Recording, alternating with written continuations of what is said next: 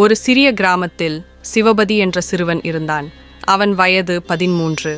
அவனுடைய மனதில் ஒரு பெரிய கேள்வி இருந்தது. சிவன் பாதி என்றால் என்ன? கிராமத்தில் பெரியவர்கள் இக்கேள்விக்கு தகுந்த பதில் அளிக்க மாட்டார்கள். ஒரு நாள் அவன் கிராமத்தின் அருகே உள்ள காடுக்குள் சென்று ஞானிகள், சித்தர்கள் வசிக்கும் இடம் தேடி அலைந்தான். அங்கே அவனுக்கு ஒரு பெரியவரை சந்திக்க வாய்ப்பு கிடைத்தது. அந்த ஞானி சிவபதியை பார்த்து இனிது சிரித்தார். சிவபதி, ஏன் இவ்வளவு தூரம் வந்தாய் என்று கேட்டார். சிவபதி மறுமொழியாக, ஐயா, சிவன் பாதி என்றால் என்ன என்று அறிய வேண்டும் என்றான். ஞானி சிரித்து, சிவன் பாதி என்பது மட்டுமல்ல, அவன் முழுவதும் உன்னுள் உள்ளது.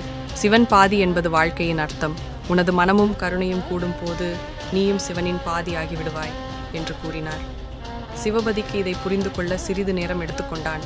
ஆனால் அவன் மனம் மாறி கருணையும் நல்ல மனசையும் வளர்த்து கொண்டு ஒரு சிறந்த மனிதனாக வளமுடன் வாழ்ந்தான். இதைப் போலவே நாம் அனைவரும் சிவன் பாதியாக மாற முடியும்.